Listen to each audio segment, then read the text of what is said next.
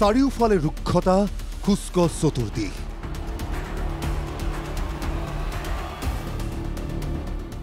পানী নাই মূৰে কপালে হাত দিছে চহা গয়াই যিফালেই চাই একেই পৰিৱেশ পানীৰ বাবে হাহাকাৰ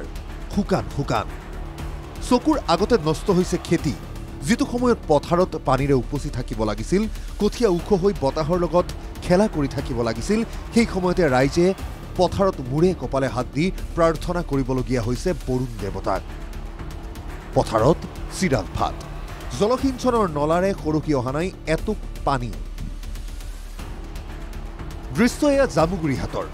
আশাৰে ভৰা পথাৰত হাল কোৰ মাৰি গোবৰ আদি সাৰ পেলাই কঠীয়া সিঁচিবৰ বাবে প্ৰস্তুতি সম্পূৰ্ণ কৰি তুলিছিল যদিও আজি পৰ্যন্ত সিঁচিব নোৱাৰিলে কঠীয়া জামুগুৰিহাটৰ বৰপথাৰত কৃষক এতিয়া দুশ্চিন্তাত পৰি দিগবিদিক হেৰুৱাইছে বৰপথাৰৰ ওচৰতে আছে ৰাজ্যৰ দ্বিতীয় বৃহৎ জলসিঞ্চন প্ৰকল্প কিন্তু কামত অহা নাই হাহাকাৰ ৰাইজৰ পানী নাই যি বতৰৰ খৰাং পৰিস্থিতি হৈছে আমি এতিয়া জলসিঞ্চন বিভাগৰ যদিও সুবিধা আছে থাকিও নথকা আমি এতিয়া কেনেকৈ খেতি খোলা কৰি পেলাই পৰিয়াল পোহযাম তাৰ কাৰণে আমি চিন্তিত হৈ পৰিছোঁ আৰু ইমান দিনতো আমাৰ কঠীয়া বতাহ বলীয়া হৈ যায় গতিকে আজি সেইটো দিনত এতিয়া মাঘ ফাগুনমহীয়াও এনেকুৱা পথাৰ শুকান নহয় গতিকে এতিয়া আমাৰ বহুত চিন্তা লাগিছে বৰুণ দেৱতাই কেনেকৈ বৰষুণ ছাতি দিয়ে তাৰ কাৰণে আমি চিন্তিত হৈছোঁ খৰাং পথাৰত হুমুনিয়াহ কাঢ়িছে মঙলদৈৰ কৃষকেও পথাৰৰ এই অৱস্থাই শংকিত কৰিছে সকলোকে আশংকা কৰা হৈছে দুৰ্ভিক্ষৰ ৰ'দে ধৰিছে খাওঁ মূৰ্তি বৰষুণৰ অভাৱত ধাননি পথাৰসমূহত চিৰাল ফাট সময় উকলি যোৱাৰ পিছতো কৃষকসকলে ৰোপণ কৰিব পৰা নাই কঠীয়া উপায়হীন কৃষকে কৃত্ৰিম পদ্ধতিৰে বৰিং কৰি পানীৰ ব্যৱস্থা কৰি কঠীয়া সিঁচিছে কিন্তু এতিয়ালৈ আমাৰ পথাৰত এনেকুৱা চিৰাল ফাট দি আছে ডাঙৰ দলি চপৰা আপুনি খোজকাঢ়ি গ'লে ভৰিত দুখ পাব ভৰিত কষ্ট পাব মানে এনেকুৱা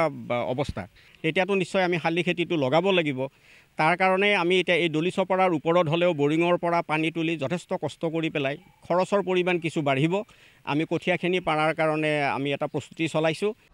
মৰাপাট মাকৈৰ খেতি জ্বলিছে প্ৰচণ্ড গৰমত দৃশ্য এয়া নগাঁৱৰ ৰাইডঙিয়াৰ কুলগুৰি পথাৰৰ অসহ্য গৰমত চকুৰ আগতে দেখিছে ধ্বংসমুখী নিজৰ খেতিডৰা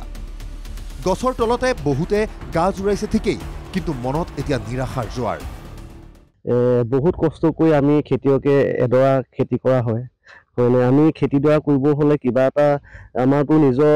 সাঁচতীয়া ধন নাথাকে কিবা এটা ধৰি লওঁ আমি ধান বেছি পাওঁ কিবা সৰিয়হ বেছি বাৰু কিবা এটা বস্তু বেছিহে বা তামোল বেছিহে আমি এটা খেতি কৰিবলগীয়া হয় সেইকাৰণে আমি ইমান কষ্ট কৰি খেতিডৰা কৰিছোঁ ভাবিছিলোঁ বৰষুণ এজাক হ'ব এতিয়া দেখিছোঁ চকু পচাৰতে খেতিবোৰ জ্বলি গৈছে একেই পৰিৱেশ যোগীঘোপাতো অনাবৃষ্টি আৰু প্ৰচণ্ড গ্ৰীষ্ম প্ৰবাহৰ ফলত হাহাকাৰ কৃষকৰ গাঁঠিৰ ধন ভাঙি কৰা খেতিত এতিয়া পানীৰ অভাৱত এফালৰ পৰা মৰিছে কলিয়াবৰতো একেই অৱস্থা এটুপি পানীৰ অভাৱে কন্দুৱাইছে ৰাইজক প্ৰতিখন পথাৰতে চনে পৰিছে শ বিঘা কৃষিভূমি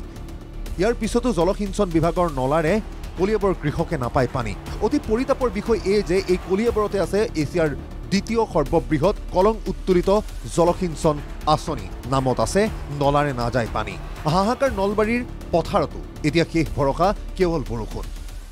আমি খেতিয়ক ৰাইজ বৰ বিমূৰত পৰিছোঁ বিশেষকৈ এইবাৰ খৰাং বতৰৰ কাৰণে আজি বহুত দিন ধৰি তেনেকুৱাকৈ বৰষুণ নাই পথাৰ এতিয়াও শুকাই আছে জেঠৰ মাছ পালেহি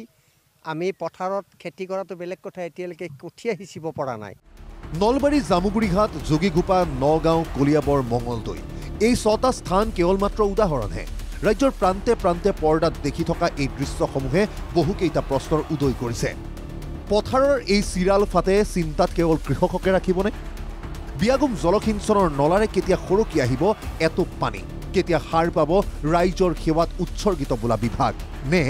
ভুক্তভোগী কৃষকৰ শেষ ভৰসা প্ৰাকৃতিক বৰষুণ অথবা ভেকুলী বিয়া ব্যুৰো ৰিপৰ্ট NKTV+